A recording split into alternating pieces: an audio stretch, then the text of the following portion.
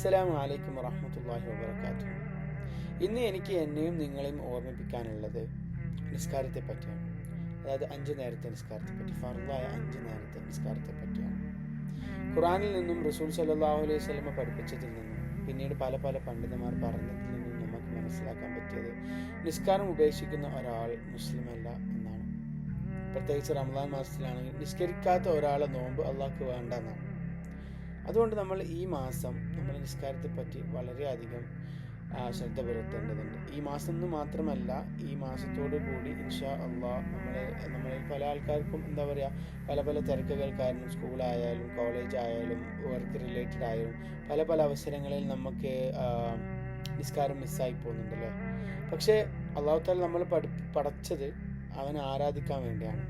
ആ ആരാധനയുടെ ഭാഗമാണ് നിസ്കാരം അല്ലേ.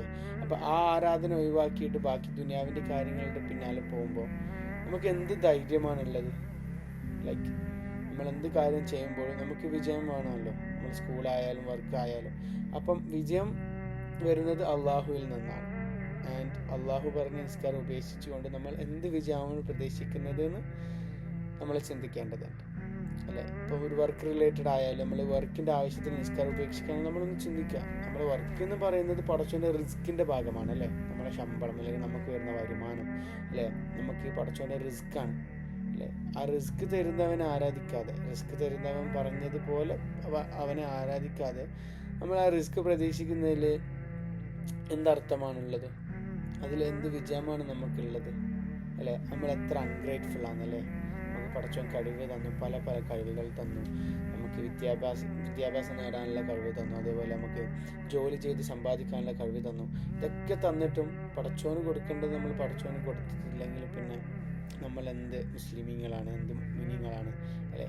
അപ്പം ഈ മാസത്തോടു കൂടി എനിക്ക് നിങ്ങളോട് പറയാനുള്ളത്, എന്നോടും നിങ്ങളോടും പറയാനുള്ളത്, ഇൻഷാ അള്ളാഹ് നമ്മൾ നിസ്കാരത്തിൻ്റെ കാര്യത്തിൽ നമ്മൾ വളരെയധികം ശ്രദ്ധിക്കേണ്ടതുണ്ട്. എല്ലാ നിസ്കാരവും അതിൻ്റെ സമയത്ത് തന്നെ ഖളാ ആവുന്നതിന് മുമ്പ്, മറ്റ് നിസ്കാരത്തിൻ്റെ സമയമാവുന്നതിന് മുമ്പ് ആ നിസ്കാരം നിസ്കരിക്കാൻ നമ്മൾ ശ്രദ്ധിക്കുക. പല ആൾക്കാർക്കും മിസ്സായി പോകുന്ന ഒരു നിസ്കാരമായിരിക്കാം ഫജ്ർ. പക്ഷെ നമ്മൾ ഈ റമദാൻ മാസത്തിൽ സുഹൂറിന് എണീക്കുന്നുണ്ട്, ഫജ്ർ അതായിട്ട് നിസ്കരിക്കുന്നുണ്ട്. അതുപോലെ തന്നെ ബാക്കിയുള്ള മാസങ്ങളിൽ നമ്മൾ സുബ്ഹി അതാ ആയിട്ട് നിസ്കരിക്കും. അപ്പോൾ ഇൻഷാ അള്ളാഹ് ഈ ഒരു റമദാൻ മാസത്തോടു കൂടി നമുക്ക് എല്ലാവർക്കും നമ്മളുടെ നിസ്കാരത്തിൻ്റെ കാര്യത്തിൽ ശ്രദ്ധ പുലർത്താനും എല്ലാ നിസ്കാരവും അതിൻ്റെ സമയത്ത് നിസ്കരിക്കാനും പടച്ചോൻ തൗഫീഖ് ചെയ്യട്ടെ. ഇൻഷാ അള്ളാഹ്. അസ്സലാമു അലൈക്കും വറഹ്മത്തുള്ളാഹി വബറകാതുഹു.